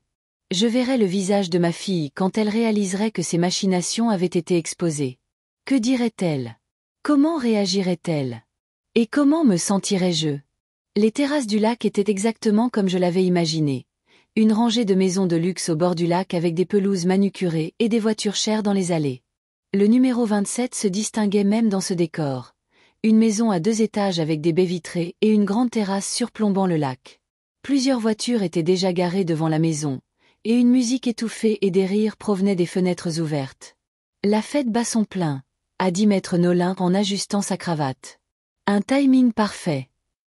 Nous nous sommes dirigés vers la porte d'entrée. Je sentais mon cœur battre à tout rompre, mais j'essayais de rester calme. Maître Nolin a sonné. Quelques secondes plus tard, la porte a été ouverte par une jeune femme en uniforme de traiteur. « Vous êtes de la Cuillère d'Argent ?» a-t-elle demandé. On attendait du personnel supplémentaire. C'est exact, a hoché la tête Maître Nolin avec assurance. J'ai été envoyé pour aider au service. Et cette dame est l'inspectrice qualité. Nous devons parler à la maîtresse de maison. Bien sûr, entrez. Madame Caldwell est dans le salon avec ses invités. La jeune femme nous a fait entrer. Nous sommes entrés dans un hall spacieux avec un sol en marbre et des murs en miroir. Il y avait des vases de fleurs partout, et un lustre en cristal suspendu au plafond qui devait coûter une fortune. J'ai retenu mon souffle. Voilà à quoi avait servi l'argent du prêt à mon nom. Maître Nolin se dirigea avec assurance vers l'endroit d'où provenaient les voix. Je l'ai suivi, essayant de ne pas trahir mon agitation. Nous sommes entrés dans un immense salon avec des baies vitrées donnant sur le lac. La pièce était remplie de gens en tenue de soirée, des verres de champagne à la main. Au centre du groupe se tenait Chloé, dans une élégante robe beige, parlant de quelque chose avec animation. Quand elle a vu un homme inconnu en costume, elle s'est arrêtée à mi-mot. Quand elle m'a vu, son visage s'est pétrifié de choc. « Maman, dit-elle, incrédule. Comment es-tu entrée ici ?» Le silence s'est fait dans la pièce. Tous les yeux étaient tournés vers moi et Maître Nolin, qui s'est avancé. « Madame Chloé Caldwell ?» a-t-il demandé d'un ton officiel. « Oui », a répondu ma fille, confuse. « Et qui êtes-vous » ? « Je suis Éric Nolin, huissier de justice. » Il a sorti des papiers de la poche intérieure de sa veste. « Je vous signifie par la présente une assignation en justice de la part de Simone Lefebvre pour fraude et faux en écriture. » Le visage de Chloé est devenu blême. Elle se tenait immobile, fixant les papiers qu'on lui tendait. Qu'est-ce que c'est que ce bordel? S'exclama Franck, le mari de Chloé, en s'avançant. Quel genre de procès? Le procès concerne un prêt immobilier de 850 000 euros, contracté illégalement au nom de Madame Lefebvre, a expliqué calmement Maître Nolin. Madame Caldwell, veuillez accepter les papiers. Chloé a pris machinalement les papiers, me fixant toujours avec choc. Maman, tu es folle, siffla-t-elle. Faire un tel spectacle devant tout le monde. Non, Chloé. C'est toi qui es folle, dis-je doucement mais fermement. De contracter un prêt à mon nom sans que je le sache, de falsifier ma signature, d'acheter une maison avec de l'argent qui ne t'appartient pas. La pièce est devenue si silencieuse qu'on pouvait entendre le tic-tac de l'horloge sur le mur. Les invités se regardaient, confus. Quelqu'un a commencé à se diriger vers la sortie. Madame Lefebvre, Maître Nolin se pencha légèrement vers moi. Ma mission est accomplie. Je peux y aller, sauf si vous avez d'autres instructions. Merci, Maître Nolin, ai-je hoché la tête. Vous pouvez y aller. L'huissier s'inclina poliment et se dirigea vers la sortie. Il y eut un silence gêné dans le salon. Chloé se tenait là, serrant les documents qu'elle avait reçus, et semblait ne pas savoir quoi faire. Continuons la fête, les amis. Franck a essayé de détendre l'atmosphère. Mademoiselle, dit-il à la serveuse du traiteur, apportez plus de champagne pendant que ma belle-mère et moi discutons dans le bureau. Il a fait un pas vers moi, avec l'intention de me prendre le bras, mais j'ai reculé. Non, Franck, dis-je. Pas de discussion dans le bureau. Tout ce que j'ai à dire, je l'ai déjà dit au tribunal. Maintenant, je veux voir la maison que j'ai achetée avec l'argent du prêt à mon nom. J'ai ce droit, n'est-ce pas? Maman, arrête ça tout de suite. Chloé avait enfin retrouvé la parole. Tu nous fais honte devant tout le monde. Non, Chloé, c'est toi qui te fais honte par tes actions, dis-je calmement. Je ne fais que dire la vérité. Quelle vérité, intervint Léo, que je n'avais pas remarqué parmi les invités. Qu'est-ce que tu inventes encore, mère? Je n'ai rien inventé, Léo. Je me suis tournée vers mon fils. Ta sœur a contracté le prêt à mon nom en falsifiant ma signature. Et tu le savais, mais tu n'as rien fait pour l'arrêter. Ce n'est pas vrai, balbutia Léo, mais je pouvais voir dans ses yeux que j'avais touché juste. Assez. Chloé a jeté les papiers sur la table basse. Maman, tu sors d'ici tout de suite, ou j'appelle la police. Appelle-les, dis-je calmement. Il sera intéressant d'expliquer aux officiers pourquoi tu jettes hors de la maison la personne au nom de qui le prêt pour son achat a été contracté. Il y eut un murmure de surprise parmi les invités. Certains ont même sifflé doucement. Chloé avait l'air d'avoir reçu un coup de poing. Mesdames et messieurs, me suis-je tournée vers les invités. Je m'excuse pour la scène. Je n'avais pas l'intention de gâcher votre soirée. Mais je pensais que vous devriez savoir que cette belle maison a été achetée avec de l'argent frauduleux. Ma fille a utilisé mes papiers et falsifié ma signature pour obtenir un prêt de 850 000 euros. Puis, elle a enregistré la maison auprès d'une société écran pour dissimuler ses actions. C'est un mensonge, a crié Chloé. Maman, tu avais accepté de nous aider avec le prêt. Tu m'avais donné une procuration. Ah oui. J'ai haussé un sourcil. Où est cette procuration? Pourquoi ne l'as-tu pas montrée à la banque? Pourquoi as-tu dû falsifier ma signature? Et pourquoi n'ai-je appris l'existence du prêt que lorsque j'ai reçu l'avis de retard de paiement? Chloé se tut, les lèvres pincées en une ligne fine. Franck posa sa main sur son épaule, comme pour la soutenir. Maman, ne faisons pas de scène, dit-il d'un ton conciliant. On pourra en parler tranquillement demain, par exemple. Non, Franck. J'ai secoué la tête. Nous avons déjà essayé de parler.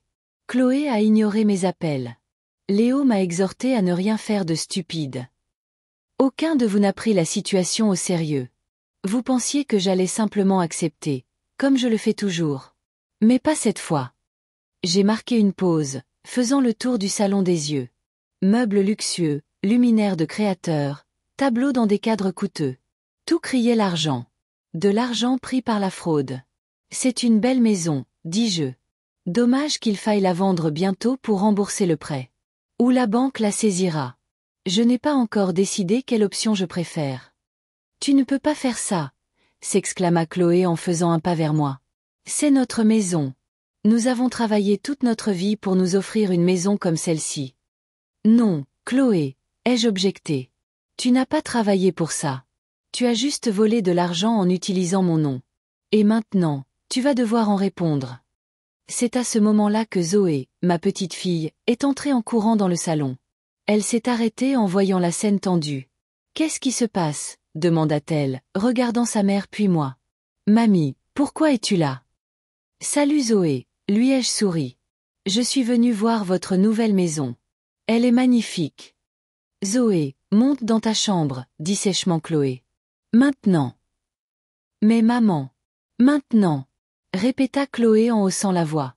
Zoé m'a jeté un regard perplexe et a quitté la pièce à contre-cœur. « Tu vois ce que tu as fait ?» Chloé s'est tournée vers moi. « Tu as traumatisé l'enfant avec tes accusations stupides. »« Non, Chloé, » dis-je calmement. « C'est toi qui as traumatisé ta fille en lui donnant un exemple de malhonnêteté et de manque de respect pour la loi. Que pensera-t-elle quand elle apprendra la vérité sur la façon dont vous avez obtenu cette maison ? Elle ne le saura jamais, » grinça Chloé entre ses dents. « Parce qu'il n'y a pas de vérité. C'est juste la fiction d'une vieille femme sénile qui est jalouse du succès de ses propres enfants. » J'ai senti la colère monter en moi, mais je l'ai retenue. Ce n'était ni le moment ni le lieu pour des éclats d'émotion. Fiction. J'ai secoué la tête. J'ai des preuves, Chloé. Une expertise graphologique qui prouve que la signature a été falsifiée. Des dossiers médicaux prouvant que j'étais à la clinique Sainte-Élisabeth lorsque le contrat de prêt a été signé. Des registres immobiliers montrant que la maison a été enregistrée auprès d'une société écran appelée Caldwell Holdings. Des informations sur les paiements du prêt effectués depuis le compte de l'entreprise.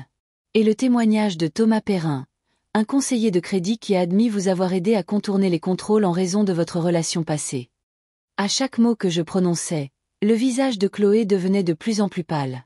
J'ai vu la peur vaciller dans ses yeux pour la première fois de toute notre confrontation. « Tu bluffes », a-t-elle murmuré. « Thomas ne ferait jamais. Il a déjà témoigné, » ai-je menti, espérant qu'Aurore me pardonnerait cette petite ruse. Face au choix entre t'aider et être poursuivi, il a choisi de sauver sa propre peau. Typique des hommes, n'est-ce pas ? Franck regardait maintenant sa femme avec perplexité et suspicion. « Chloé, de quoi parle-t-elle ? Thomas, qui ? » Rien, dit Chloé. Elle invente. Alors pourquoi es-tu si pâle ? Demanda Franck. Et pourquoi ne m'as-tu jamais raconté les détails de l'obtention du prêt ? J'ai vu une ombre de méfiance passer entre le couple. Franck connaissait peut-être les machinations de sa femme dans les grandes lignes, mais les détails semblaient lui avoir été cachés. Mesdames et messieurs, dis-je à nouveau aux invités, dont beaucoup se sentaient déjà mal à l'aise. Encore une fois, je m'excuse d'avoir gâché la soirée. Mais peut-être devriez-vous reconsidérer vos relations avec les propriétaires de cette maison. Des gens qui peuvent tromper leur propre mère ont peu de chances d'être honnêtes avec leurs amis et collègues. « Sors d'ici !» a crié Chloé, perdant son sang-froid. « Sors de ma maison !» Techniquement, ce n'est pas encore ta maison, ai-je souligné. Et elle ne le sera pas quand le tribunal statuera sur mon procès. Mais je vais partir, parce que j'ai fait tout ce que je voulais faire. Je me suis tournée pour partir. Mais je me suis arrêtée en voyant Ohé debout dans l'embrasure de la porte. Elle avait dû entendre notre conversation, et ses yeux étaient grands ouverts de choc. « Mamie » a-t-elle murmuré. « C'est vrai ? Maman a pris l'argent sans ta permission ?» J'ai regardé ma petite fille, ne sachant que dire. Je ne voulais pas la blesser, mais je ne pouvais pas non plus mentir. « Oui, Zoé, dis-je doucement. Malheureusement, c'est vrai. Mais ce n'est pas de ta faute, ce que tes parents ont fait. » Zoé, ne l'écoute pas, s'exclama Chloé. Mamie est confuse, elle ne sait pas ce qu'elle dit. Je comprends parfaitement, Chloé, dis-je. Et ta fille aussi comprendra bientôt tout. Les enfants ne restent pas des enfants pour toujours. Ils grandissent et commencent à voir leurs parents pour ce qu'ils sont vraiment. Sur ces mots, je me suis dirigée vers la sortie. Personne n'a essayé de m'arrêter. Je sentais les regards des invités surpris, compatissants, jugeurs. Mais cela m'était égal. J'avais fait ce que j'avais à faire. L'histoire du procès et du scandale de la pendaison de crémaillère s'est répandue dans Valmont à la vitesse de l'éclair. Dans une petite ville où tout le monde se connaît, de tels événements ne peuvent passer inaperçus. Dès le lendemain, Audrey m'a appelée, haletante d'excitation. « Simone, tu ne vas pas le croire. Toute la ville en parle. Paige a dit que les invités se sont dispersés dans la demi-heure qui a suivi ton départ, et Frank et Chloé se sont disputés terriblement devant les gens qui restaient. J'écoutais son histoire avec des sentiments mitigés. D'un côté, la satisfaction que la vérité soit enfin sortie. De l'autre, le résidu désagréable de la pensée que j'avais été la cause de l'humiliation publique de ma propre fille.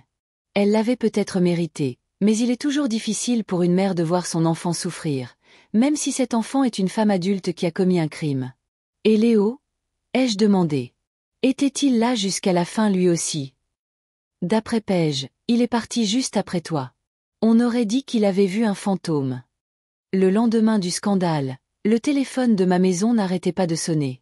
Des voisins, d'anciens collègues, même des gens à qui je n'avais pas parlé depuis des années appelaient. Tout le monde voulait connaître les détails, exprimer son soutien ou simplement bavarder. Je répondais poliment mais brièvement, sans entrer dans les détails. Cette histoire était déjà assez douloureuse. Je n'avais pas besoin d'en faire un divertissement pour les curieux. Vers le soir, Aurore a appelé. « Madame Lefebvre, comment allez-vous ? J'espère que les événements d'hier ne vous ont pas trop bouleversé. » Ça va, ai-je répondu. Je suis juste fatiguée des appels. Toute la ville semble parler de notre scandale familial. Malheureusement, c'est inévitable, a soupiré Aurore. Mais la bonne nouvelle, c'est qu'après hier, votre fille a enfin reçu la notification officielle du procès. Maintenant, elle devra soit répondre au tribunal, soit trouver un arrangement.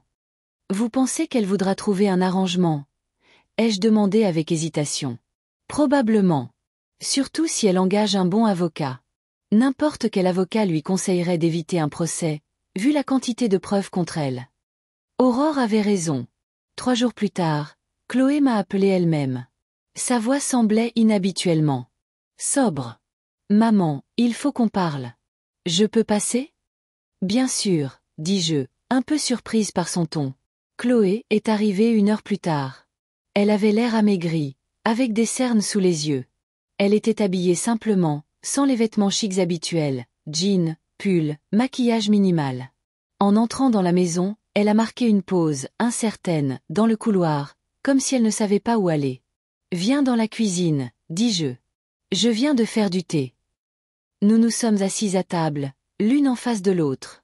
Chloé tenait la tasse à 2 mains, comme pour se réchauffer. « Maman, » a-t-elle commencé après une pause, « je suis venue parler du procès. » Je m'en doutais, ai-je hoché la tête. Je t'écoute. J'ai engagé un avocat, a dit Chloé. Il a regardé le dossier et a dit que... Elle a bégayé. Que je n'ai pas beaucoup de chances de gagner. Les preuves sont trop accablantes. Je suis restée silencieuse, attendant qu'elle continue. Il a proposé un règlement à l'amiable, a poursuivi Chloé, pour éviter un procès et d'éventuelles poursuites pénales. Et que comprend ce règlement ? Ai-je demandé. Je reprends le prêt, a dit rapidement Chloé. Je le mets à mon nom. Je paie tous les intérêts et les pénalités. Je te dédommage pour le préjudice moral. 10 000 €. En échange, tu retires ta plainte et tu ne portes pas plainte à la police. J'y ai réfléchi. La proposition était raisonnable d'un point de vue pratique, mais quelque chose me dérangeait. Et la maison ? Ai-je demandé. Que arrivera-t-il à la maison des terrasses du lac ? Chloé a pincé les lèvres. Frank et moi avons décidé de la vendre. Après le scandale, après tout ce qui s'est passé, nous ne pouvons pas y rester. En plus, nous avons besoin de l'argent pour rembourser le prêt et te dédommager. Je comprends, ai-je hoché la tête. Et toi, réalises-tu ce que tu as fait ? Qu'est-ce que tu veux dire ? Chloé a froncé les sourcils. Je veux savoir si tu réalises la gravité de ce que tu as fait, ai-je expliqué. Tu n'as pas seulement pris de l'argent sans demander. Tu as falsifié des documents, fraudé la banque, mis en péril ma sécurité financière. C'est un crime, Chloé.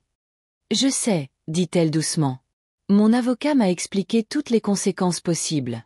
Jusqu'à 5 ans de prison, une amende pouvant aller jusqu'à 250 000 €, un casier judiciaire. Je ne parle pas des conséquences juridiques, ai-je interrompu. Je parle du côté moral. Réalises-tu que tu as trahi ma confiance ? Que tu m'as fait ce qu'une fille ne devrait jamais faire à sa mère ? Chloé est restée silencieuse, fixant sa tasse. Pourquoi as-tu fait ça ? Ai-je demandé. Je veux vraiment comprendre. Franck et moi rêvions depuis longtemps d'une maison au bord du lac, a commencé Chloé après une pause. Mais nous n'avions pas assez d'argent pour un apport. Et puis j'ai appris que Thomas, un ancien ami d'université, travaillait à la banque de Beaupré. Il a dit qu'il pouvait aider avec le prêt, mais qu'il avait besoin d'un co-emprunteur avec un bon historique de crédit. Au début, j'ai pensé te demander, mais tu as décidé qu'il serait plus facile de falsifier ma signature, ai-je terminé pour elle. Je savais que tu dirais non, a dit Chloé avec une amertume soudaine. Tu as toujours été si correcte, si prudente. Toujours à dire non à toute proposition risquée. Et je voulais cette maison. Je voulais montrer à tout le monde que j'avais réussi ma vie, que je n'étais pas juste une inspectrice des services sociaux mal payée, mais une femme qui a réussi, qui peut se permettre les terrasses du lac. Et pour ça, tu étais prête à risquer ma maison, ma réputation, mon avenir. Je ne pensais pas que tu le découvrirais, a dit Chloé doucement. Nous avions prévu de payer le prêt à temps, sans retard. Mais Franck a eu des problèmes professionnels, nous avons manqué un paiement, et la banque m'a envoyé un avis. J'ai hoché la tête. C'est comme ça que je l'ai découvert. Nous n'avons pas parlé un instant.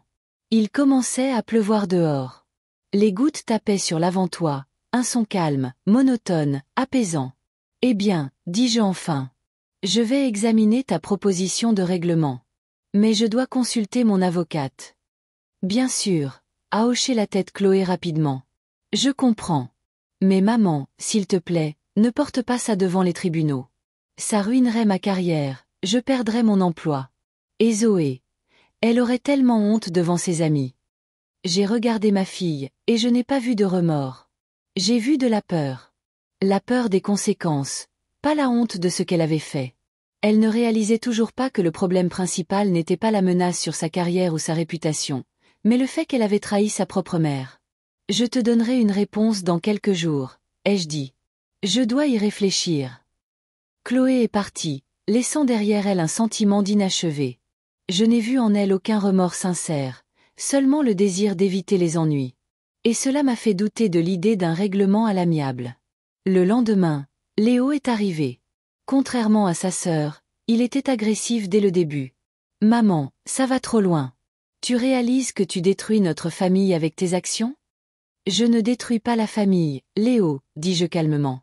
C'est toi et Chloé qui l'avez fait, quand vous avez décidé que vous pouviez m'utiliser pour vos propres fins. Oh mon Dieu, c'est tellement mélodramatique. Il a levé les yeux au ciel. Personne ne t'a utilisé. Chloé voulait juste une vie meilleure pour sa famille. Elle a toujours voulu une maison au bord du lac. Et elle a décidé de l'obtenir à mes dépens, ai-je dit. Ça s'appelle une fraude, Léo. Et tu le savais. Mais tu n'as rien fait pour arrêter ta sœur. Léo arpentait la pièce nerveusement.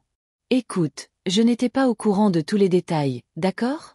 Chloé m'a dit que vous aviez un accord, que tu avais accepté d'aider avec le prêt. Et tu l'as cru ? Ai-je souri ? Après m'avoir connu toute ta vie, as-tu vraiment cru que j'accepterais de contracter un prêt de près d'1 million d'euros ? Je ne sais pas, a haussé les épaules Léo.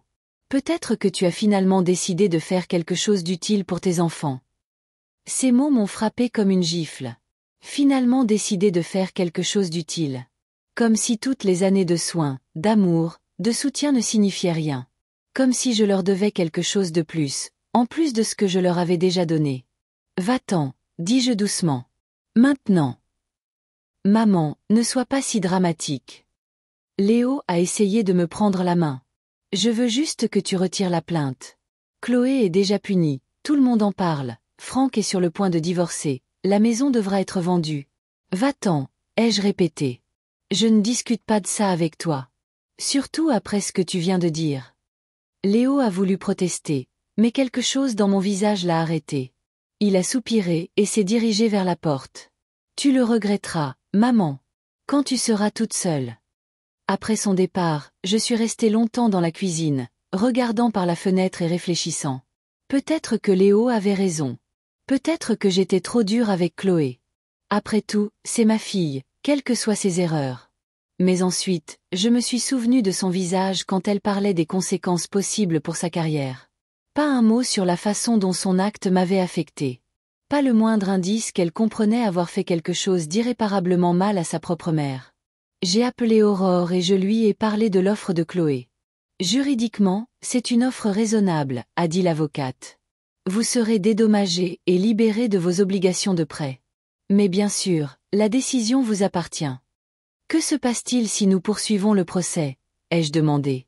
Compte tenu des preuves, le tribunal se prononcera presque certainement en votre faveur, a répondu Aurore.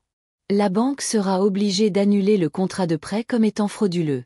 Et ensuite, il y a deux options. Soit la banque se tourne vers la police pour signaler la fraude, soit elle essaie de récupérer l'argent auprès de votre fille dans le cadre d'une procédure civile. Et la maison? La maison sera très probablement saisie pour rembourser le prêt, car elle constitue la garantie du prêt. J'ai réfléchi. Étrangement, la perspective de perdre la maison m'inquiétait le moins. Après tout, ce n'était pas ma maison. Je n'y avais même pas mis les pieds avant cette soirée.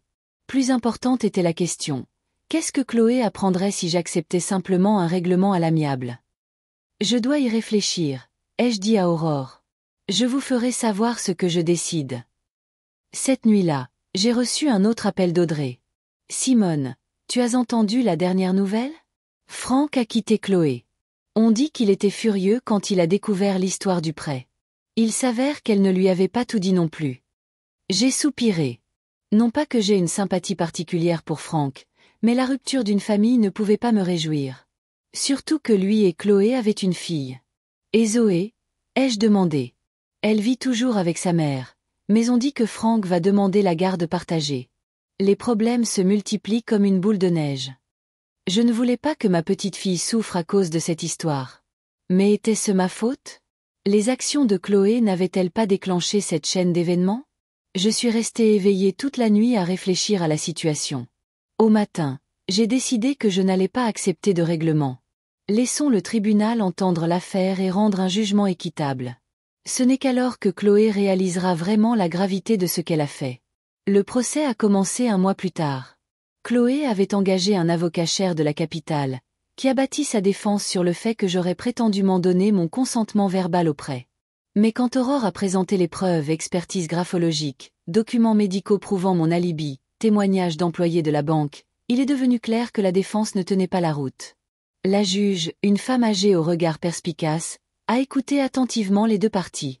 À la fin de la deuxième session, elle a déclaré: les preuves montrent clairement que Madame Caldwell a agi sans le consentement de sa mère et a falsifié sa signature sur les documents de prêt. De tels actes entrent dans la définition de la fraude et du faux en écriture. Cependant, compte tenu de la relation familiale entre la plaignante et la défenderesse, je suggère que les parties reconsidèrent la possibilité d'un règlement à l'amiable. L'audience est suspendue pour une semaine. Pendant la suspension, Chloé m'a approchée dans le couloir du tribunal. Elle avait l'air épuisée et déprimée. « Maman, s'il te plaît, finissons en. Tu vois ce qui va suivre. Je pourrais tout perdre, mon travail, ma réputation, peut-être même ma liberté. Pense à Zoé. Qu'est-ce que ce sera pour elle de vivre avec la stigmatisation d'être la fille d'une criminelle? » Je l'ai regardée, et je n'ai pas vu une fille repentante, mais une personne qui essaie d'éviter la responsabilité de ses actes jusqu'au dernier moment. Même maintenant, elle ne pensait qu'à elle-même et utilisait Zoé comme un moyen de pression. « Tu aurais dû penser à Zoé avant de commettre ce crime, » dis-je doucement. « C'est de ça qu'il s'agit. » Chloé a souri amèrement. « Tu essaies de me donner une leçon? De prouver que maman a toujours raison? De te venger de toutes les années où je ne t'ai pas obéi? » Non, Chloé. J'ai secoué la tête. Je veux juste la justice. Et je veux que tu réalises enfin que tes actions ont des conséquences. Pas seulement pour toi, mais pour les autres. Chloé m'a regardé avec un mélange d'incrédulité et de colère. Tu sais quoi? Fais ce que tu veux. Mais après ça, je ne te considère plus comme ma mère. Et tu peux oublier que tu as une petite fille. Elle s'est retournée et s'est éloignée, me laissant debout dans le couloir vide avec le cœur lourd. Ces paroles m'ont profondément blessée, mais n'ont pas ébranlé ma résolution. Si c'était le prix de la justice, j'étais prête à le payer. Une semaine plus tard, le tribunal a statué en ma faveur. Le contrat de prêt a été déclaré nul et non avenu, et la banque a été condamnée à annuler toutes mes obligations en vertu de celui-ci. Chloé a dû me verser une indemnité de 20 000 € pour préjudice moral. La juge a également noté que la banque avait le droit de s'adresser aux forces de l'ordre pour signaler la fraude, mais cette décision était laissée à la discrétion de l'institution financière. Après l'annonce du verdict, Chloé est passée devant moi sans dire un mot, sans me regarder. Léo, qui était assis dans la salle d'audience, s'est également détourné avec défi. J'étais seule, à l'exception d'Aurore et d'Audrey, qui m'avaient soutenue tout au long du procès. Vous avez gagné, Madame Lefebvre, a dit Aurore en me serrant la main. Justice a été rendue. Oui, ai-je hoché la tête. Mais à quel prix? Parfois, il y a un prix à payer pour la vérité, a dit Aurore philosophiquement. La question est de savoir si le prix en vaut la peine. Je n'ai pas répondu. Je ne connaissais pas la réponse à cette question à ce moment-là. Les conséquences du procès ne se sont pas fait attendre. La banque n'est pas allée à la police, préférant régler l'affaire à l'amiable. Ils ont saisi la maison des Terrasses du Lac pour rembourser le prêt. Chloé et Zoé ont dû déménager dans un petit appartement dans un autre quartier de la ville. Franck a demandé le divorce, cherchant la garde partagée de leur fille. Léo a cessé de répondre à mes appels. Sa femme, Désirée, avec qui j'ai toujours eu une relation froide, a appelé un jour pour me faire savoir qu'il ne voulait pas que je sois en contact avec leurs enfants. Ils sont trop impressionnables pour les drames familiaux, a-t-elle dit. Je me suis retrouvée isolée. Les enfants et petits-enfants, qui n'étaient déjà pas très désireux de socialiser avec moi auparavant, avaient maintenant complètement rompu les relations. J'étais devenue une paria dans ma propre famille. Étrangement, je ne ressentais pas autant d'amertume que ce à quoi je m'attendais. Étais-je en peine? Bien sûr. J'avais perdu mes enfants et mes petits-enfants, peut-être pour toujours. Mais en même temps, j'avais gagné quelque chose d'aussi important, le respect de moi-même et la libération des relations toxiques qui rongeaient mon âme depuis des années. Audrey est devenue mon plus grand soutien pendant cette période. Elle passait presque tous les jours, apportant des pâtisseries fraîches, me racontant les nouvelles de la ville, juste en étant là pour moi. C'est elle qui m'a suggéré de commencer un nouveau chapitre de ma vie.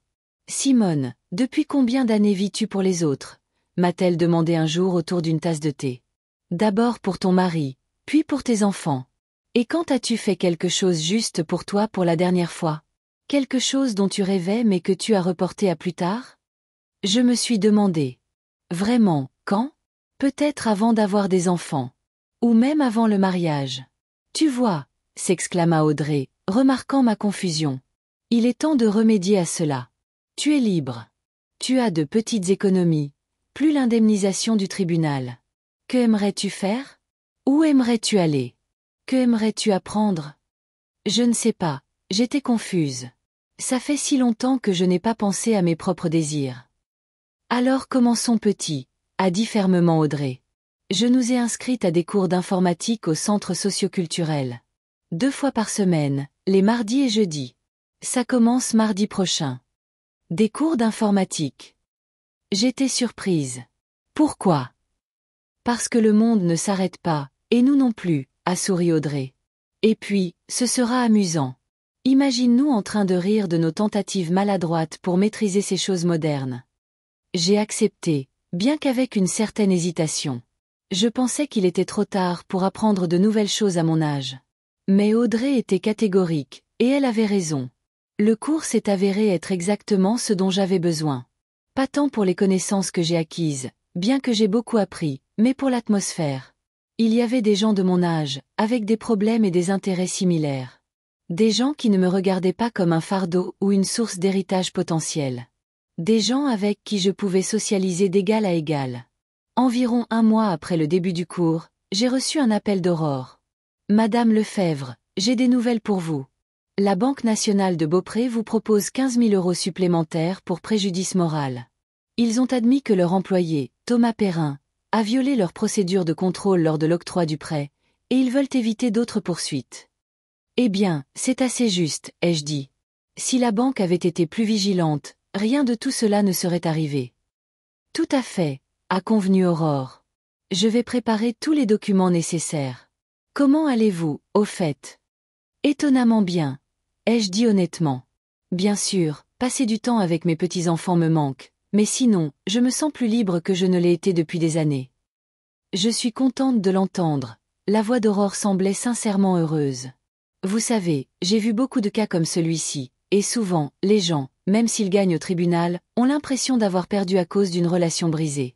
Mais vous semblez avoir trouvé quelque chose de positif dans cette situation. Oui, je suppose que oui, ai-je convenu. J'ai réalisé que je peux vivre pour moi-même, pas seulement pour mes enfants. Et que ma valeur en tant qu'être humain ne dépend pas de leur attitude envers moi. Ayant reçu une compensation supplémentaire de la banque, pour la première fois de ma vie, j'étais propriétaire d'une somme d'argent assez importante, dont je pouvais disposer à ma guise. Auparavant, toutes mes économies étaient soit dépensées pour les besoins de ma famille, soit épargnées pour les mauvais jours. Maintenant, je pouvais me permettre quelque chose dont j'avais longtemps rêvé, mais que je n'avais jamais osé faire. Tu devrais faire un voyage, m'a exhorté Audrey. Tu te souviens que tu as toujours voulu voir l'Italie? C'était il y a longtemps, ai-je souri. Avant même la naissance des enfants. Henri avait promis que nous y irions pour nos noces d'argent. Mais ensuite, ces problèmes de santé ont commencé, et je n'ai plus eu le temps de voyager. Alors rattrape le temps perdu, a cligné de l'œil Audrey. Imagine Venise, les gondoles, les rues étroites, les cafés sur la place Saint-Marc. Viendrais-tu avec moi? Ai-je demandé soudainement. Audrey s'est figée, une tasse aux lèvres. Moi? Mais je pensais que tu voudrais y aller seule. Pourquoi voudrais-je y aller seule? J'ai secoué la tête. Ce serait plus amusant à deux. Et puis, tu as toujours été plus courageuse que moi. Si je suis perdue, tu sauras exactement quoi faire. Audrey a souri. Tu sais, je n'ai jamais été en Europe. J'ai toujours voulu, mais il y a toujours eu les enfants, les petits-enfants, les engagements.